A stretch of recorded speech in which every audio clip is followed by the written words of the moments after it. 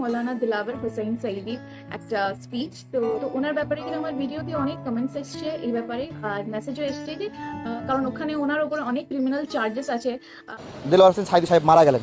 নার্সের যে বক্তব্য ভাইরাল হয়েছে যে ইনজেকশন দেওয়ার পরে উনি ঝুলে পড়েছেন, হত্যা করা হয়েছে, আমরা এর তীব্র নিন্দা ও প্রতিবাদ জানাচ্ছি। তার মানে কথা ক্লিয়ার যে দেলোয়ার হোসেন সাইদি সাহেবকে তারা হত্যা করেছে, এর মধ্যে এবং ডক্টর মিলে দেলোয়ার হোসেন সাইদিকে হত্যা করেছে, এটা স্পষ্ট এবং এটাই এখন সাধারণ মানুষ জানে।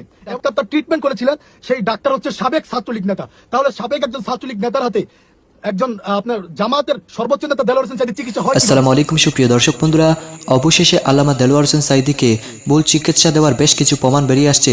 দর্শক বন্ধুরা, এবার পুলিশ এবং ডাক্তার মিলিয়ে আল্লামা দেলোয়ার হোসেন সাইদিকে শেষ পর্যন্ত নিহত করা হয়েছে। তো দর্শক বন্ধুরা, এবার সেই সকল বিষয়গুলোকে কেন্দ্র করে অত্যন্ত চমৎকার কিছু তথ্য উঠে এসেছে এবং সেই সাথে সেই ডাক্তারের বেশ কিছু গোপন তথ্য বের হয়েছে। দর্শক বন্ধুরা, আপনাদের মাঝে সেই সকল তথ্যগুলো তুলে ধরেছি এবং সেই সাথে একজন নার্স সেই সকল ঘটনাকে কেন্দ্র করে বেশ কিছু তথ্য দিয়েছে। তো দর্শক বন্ধুরা, অন্যদিকে সেই সকল বিষয়গুলিকে কেন্দ্র করে গণ অধিকার পরিষদের নেতা তারেক রহমান অত্যন্ত চমৎকার কিছু তথ্য দিয়েছেন এবং সেই সাথে আপনাদের মাঝে অত্যন্ত গুরুত্বপূর্ণ কিছু তথ্য তুলে ধরেছি। আপনারা সেই তথ্যগুলো জানলে অবাক হয়ে যাবেন। তাহলে কি শেষ পর্যন্ত এটাই ছিল বাস্তবে? তো দর্শক বন্ধুরা, অবশ্যই ধৈর্য সহকারে পুরো ভিডিওটি দেখবেন, তাহলে এই সকল বিষয়গুলো পরিপূর্ণ বুঝতে পারবেন।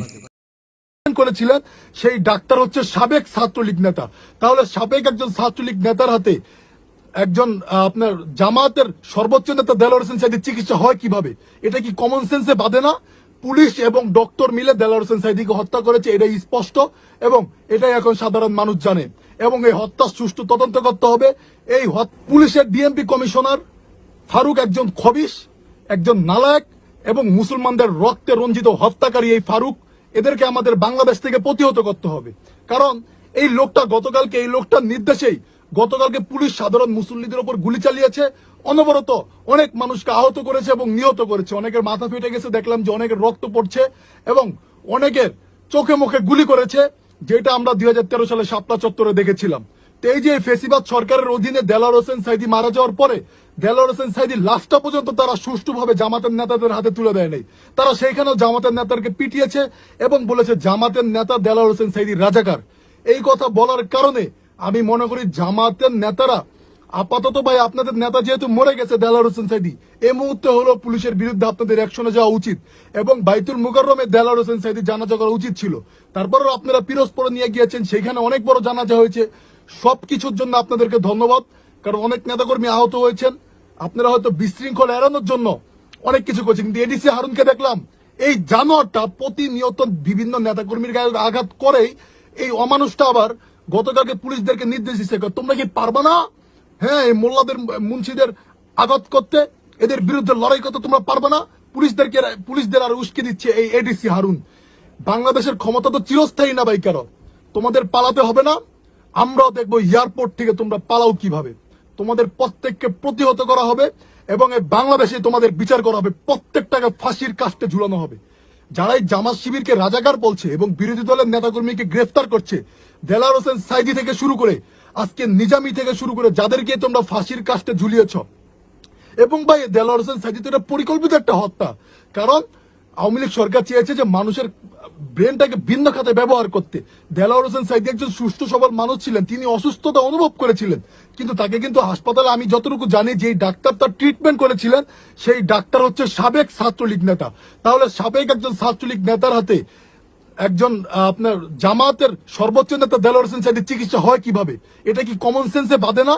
পুলিশ এবং ডক্টর মিলে দেলোয়ার হোসেন সাইদিকে হত্যা করেছে, এটাই স্পষ্ট এবং এটাই এখন সাধারণ মানুষ জানে। এবং এই হত্যা সুষ্ঠু তদন্ত করতে হবে। এই হত্যা কারা করেছে, কারা দেলোয়ার হোসেন সাইদিকে গতকাল মেরে ফেলেছে, এটা সুষ্ঠু তদন্ত করে এবং এই সাবেক ছাত্রলীগ নেতা যিনি বর্তমানে ডাক্তার পেশায় নিয়োজিত, তিনি আসলে মেরেছেন কিনা। কারণ এটা তো বাংলাদেশ, আমরা একটা রং দেশে জন্মগ্রহণ করেছে, এটা বাংলাদেশ। এদেশে কোনো আইন কানুন নাই, কোনো বিচার নাই। পুলিশ ঘুষ খায়, ডাক্তারের পিছন দিক দিয়ে ঘুষ খায়, ছাত্রলীগও ঘুষ খায়। তো এদের কোনো আসলে বৃত্ত পরিচয়হীন বলতে কোনো শব্দ নাই। যারাই দেলোয়ার হোসেন সাইদিকে গতকালকে হত্যা করেছেন এবং যারাই অসংখ্য নেতাকর্মীর গায়ে ফারুকের কথায়, এই যে ডিএমপি কমিশনার ফারুকের কথায় যারা আঘাত করেছেন, আমি সবাইকে উদ্দেশ্য করে বলতে চাই, পুলিশের প্রত্যেকটা মুখ আমরা চিহ্নিত করে রেখেছি এবং জাতিসংঘের কাছে আমরা আপনাদের ছবি সহ পাঠিয়ে দিচ্ছি, আপনাদের যত অপকর্ম আছে।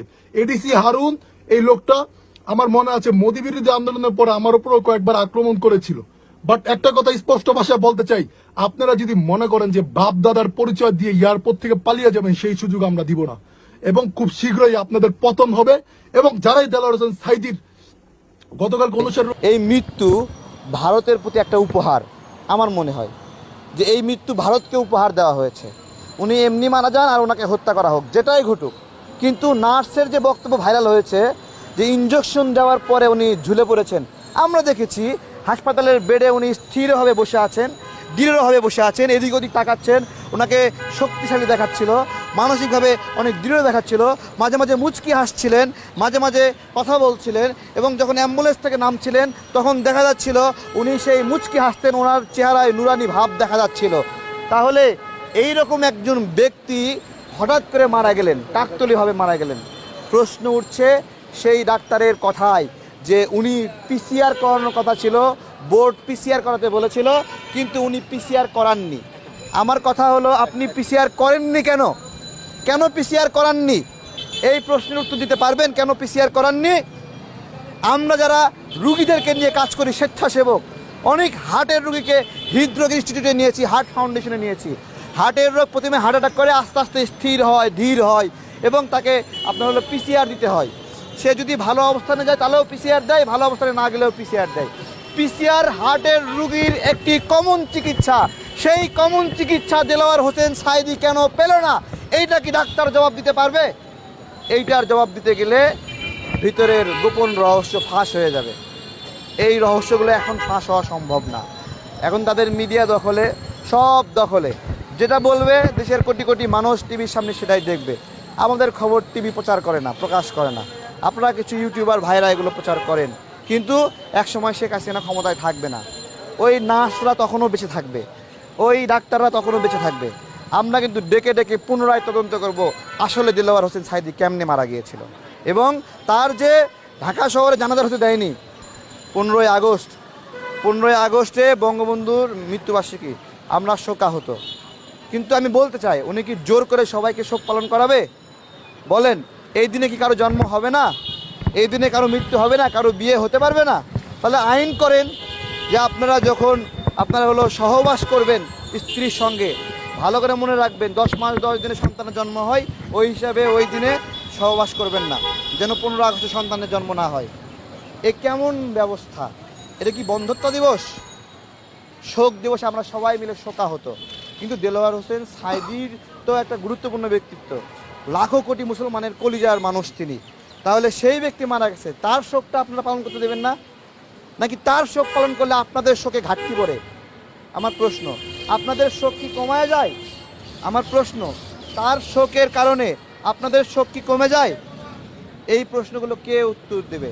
গতকালকে অঘোষিতভাবে ঢাকা শহরে মাইক কম বেজেছে। প্রতিবার শোক দিবসে মাইকের আওয়াজে পুরো ঢাকা থাকে মুখরিত। গতকালকে কেন যেন আওয়ামী লীগের নেতারাও সাঈদী সাহেবের জন্য শোকাহত ছিল আমার মনে হচ্ছে, সে কারণে তারা ভালোভাবে মাইক বাজানোর ডিউটি পালন করেনি। সুতরাং জোর করে গায়েবানা জানাজা বন্ধ রাখলেও ঢাকা অঘোষিতভাবে নীরব। তো দর্শক বন্ধুরা, আপনারা হয়তো এই পুরো ভিডিওটি দেখে এবং এই সকল তথ্যগুলো জেনে অবশ্যই বুঝতে পেরেছেন, অবশেষে আল্লামা দেলোয়ার হোসেন সাঈদীকে ভুল চিকিৎসা দিয়ে শেষ পর্যন্ত আল্লামা দেলোয়ার হোসেন সাঈদীর মৃত্যু ঘটিয়েছে। তো দর্শক বন্ধুরা, এবার সেই সকল বিষয়গুলোকে কেন্দ্র করে ডাক্তারও কিছুটা ভয়ঙ্কর রয়েছে, কারণ আল্লামা দেলোয়ার হোসেন সাঈদীর যে লক্ষ লক্ষ ফ্যান ফলোয়ার রয়েছে। তো দর্শক বন্ধুরা, এবং সেই সাথে আপনারা এই সকল তথ্যগুলো জেনে এবং এই সকল বিশ্লেষণগুলো শুনে আপনাদের কাছে কেমন হচ্ছে? তাহলে কি সত্যি এরকম পরিস্থিতি করেছে? তো দর্শক বন্ধুরা, এবং সেই সাথে গণ অধিকার পরিষদের নেতা তারেক রহমান এই সকল কথাগুলো শুনে আপনাদের কাছে কি মনে হচ্ছে অবশ্যই কমেন্ট করে জানিয়ে দিবেন। তো দর্শক বন্ধুরা, ভালো থাকুন, সুস্থ থাকুন। আল্লাহ হাফিজ। আসসালামু আলাইকুম ওয়া রাহমাতুল্লাহি ওয়া বারাকাতুহু।